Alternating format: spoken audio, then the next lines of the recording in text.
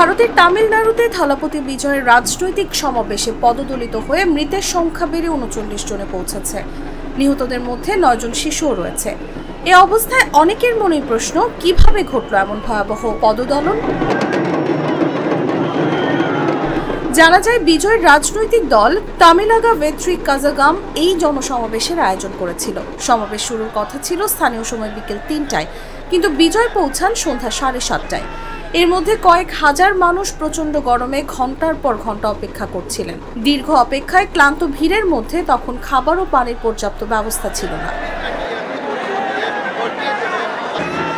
তামিলনাড়ুর পুলিশ প্রধান ভেঙ্কটরামন জানান, আয়োজকরা শুরুতে ১০,০০০ মানুষের অনুমতি নিলেও মাঠে ভিড় হয় প্রায় ২৭,০০০ মানুষের।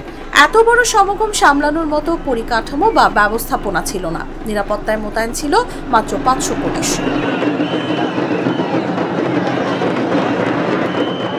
সন্ধ্যায় বিজয় যখন প্রচারণার গাড়ি থেকে বক্তব্য দিচ্ছিলেন, তখন ভিড়ের মধ্যে হঠাৎ কয়েকজন অজ্ঞান হয়ে পড়ে যান। মুহূর্তেই আতঙ্ক ছড়িয়ে পড়ে।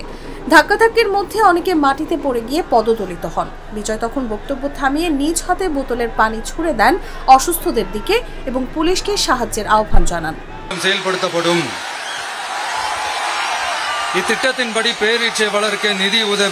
তামিলনাড়ুর মুখ্যমন্ত্রী এম.কে. স্ট্যালিন জানিয়েছেন, নিহতদের মধ্যে ১৩ জন পুরুষ, ১৭ জন নারী, ৪ ছেলে শিশু ও ৫ মেয়ে শিশু রয়েছে। আরও ৫১ জন গুরুতর আহত হয়ে চিকিৎসাধীন। নিহতদের পরিবারকে ১০ লাখ রুপি করে ক্ষতিপূরণের ঘোষণা দিয়েছে রাজ্য সরকার। দুর্ঘটনার পর এক সদস্যের তদন্ত কমিশন গঠন করা হয়েছে। শাসক দল ডিএমকে দাবি করেছে, অব্যবস্থাপনা ও অবহেলার জন্য বিজয়কে গ্রেফতার করা উচিত।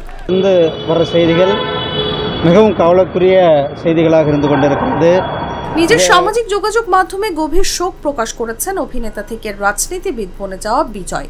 তিনি লিখেছেন, আমার হৃদয় ভেঙে গেছে, আমি অসহনীয় বেদনায় আছি। প্রাণ হারানো পরিবারগুলোর প্রতি গভীর সমবেদনা জানাই এবং আহতদের দ্রুত আরোগ্য কামনা করি।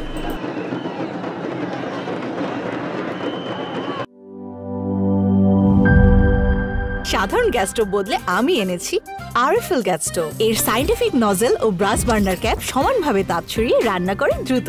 তাই গ্যাসও বাঁচায় 25%, টাকাও বাঁচে 25%। আরএফএল গ্যাস স্টোভ নিরাপদ ও গ্যাস সাশ্রয়ী।